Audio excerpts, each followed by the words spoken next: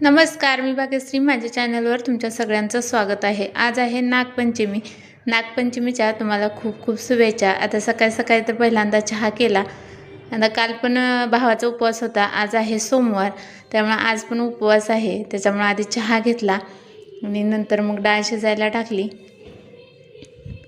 आता आपल्या इकडं पुरणाचे करंज्या करतात, त्याच्यामुळं म्हटलं आता सगळ्यांचाच उपवास आहे, त्याच्यामुळं देवासाठी फक्त नैवेद्यासाठी आपण करंज्या बनवूया म्हटलं. म्हणून मी डाळ शिजत घातली. नंतर पोरासने आंघोळ घालून देवपूजा केली. आता आज देवपूजाला जरा पाठीमागेच ठेवलं होतं, कारण आज भूक लय लागलेली म्हणून पहिला चहा घेतला. आता उपवास असला का भूक लागते, इतर वेळी तर भूक लागत नाही.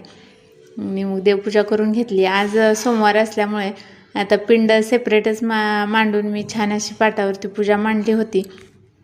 आता माझ्याजवळ नव्हता बेल, म्हटलं मंदिरात गेल्यानंतर येता येता बेल घेऊन यायचा, म्हणून तो पण पूजा मांडली. आणि नंतर बघा अशी डाळ शिजल्यानंतर मी त्याच्यात सुंठ आणि गूळ टाकून छान असं हलवून घेतलं. आता ह्याला काही बारीक करायचं नाही पुरणासारखं, आपल्याला अशाच करंज्या करायच्या आहेत. आमच्या इकडे तर अशाच करतात, तुमच्या इकडे कशा करतात कमेंट करून नक्की सांगा. नंतर बघा मी आधी कणिक मळून ठेवली होती थोडीशी भिजायला,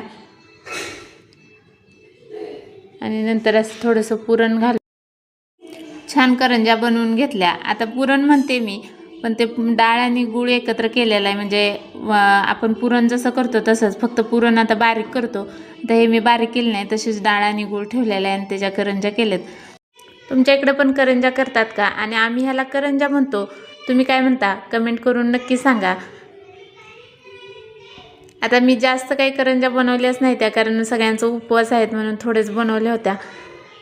आपल्या इकडे महाराष्ट्रात भरपूर सण आहेत आणि प्रत्येक सण सेलिब्रेट करावा.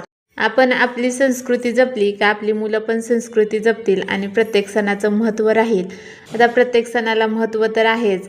आता नागपंचमी म्हणजे नागाचा उपवास करतात, नागपंचमीला झोका खेळतात, छान बायका गाणी म्हणतात. वेगवेगळे भरपूर सण आहेत आपल्या इकडं. आता त्यातला हा एक नागपंचमीचा सण.